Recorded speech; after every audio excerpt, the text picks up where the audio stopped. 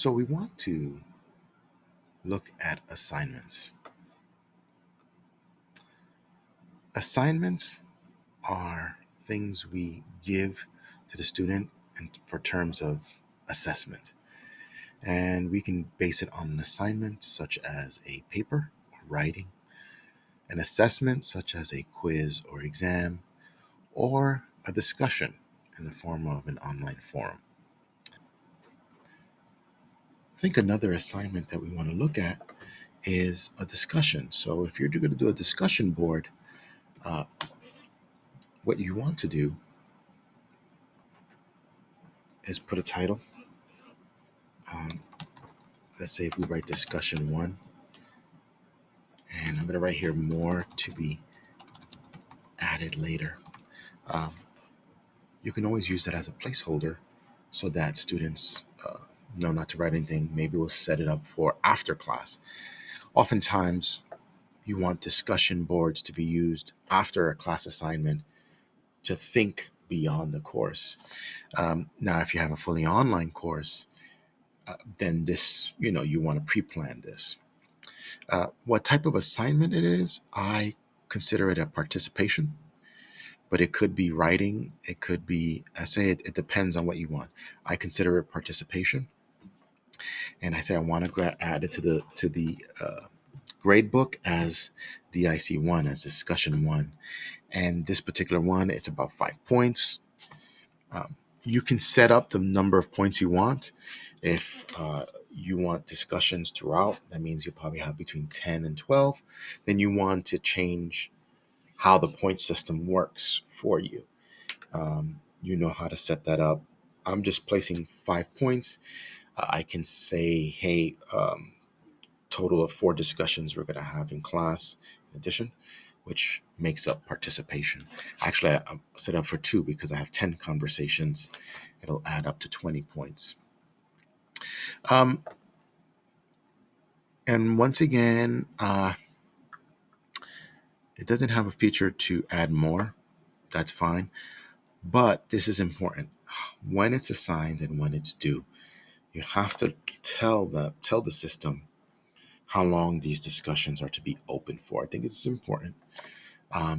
Because you don't want the discussion to be running forever. I think also as a running uh, feature of making sure that students are discussing at the appropriate times, you want to assign and have a due date. So let's say I started in September 6th. We're having that first discussion, and I'm giving them till the 13th for that discussion to end. And I'm giving them till about 25:55, which 12:50, no, 11:55 p.m. So it starts at 12, just to be obedient to what it's asking me to do here. So, and it'll open up for at 9:06 at 12 a.m. That means when I teach the class on that first day, that discussion is going to open up and it'll be gone. It'll be closed by the following week. Now, I want to also add that to my course. So I saved it. As you can see, discussion one, there you go. I want to go to my topics. And under topics, I'm going to go to my relational God, and I'm going to add in my assignment. Sorry, you have to click the edit button. But right here, I'm going to add an assignment. And here I'm going to also add my discussion one. And voila, we have discussion. We have 2 assignments on this day, discussion one and the relational God paper.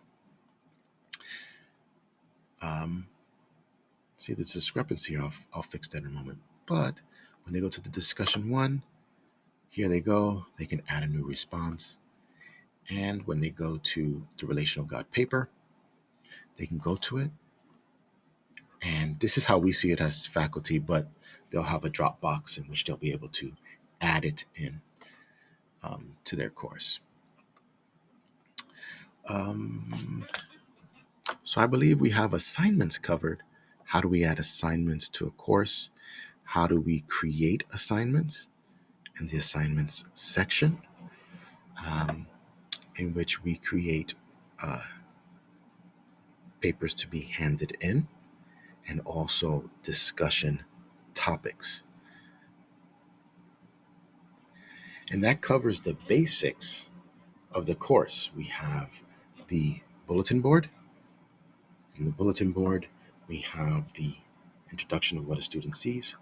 We have topics, which is the layout of the course, and make sure we have assignments set up so that we can add them into our topics so the students know what assignments are necessary to complete for the course.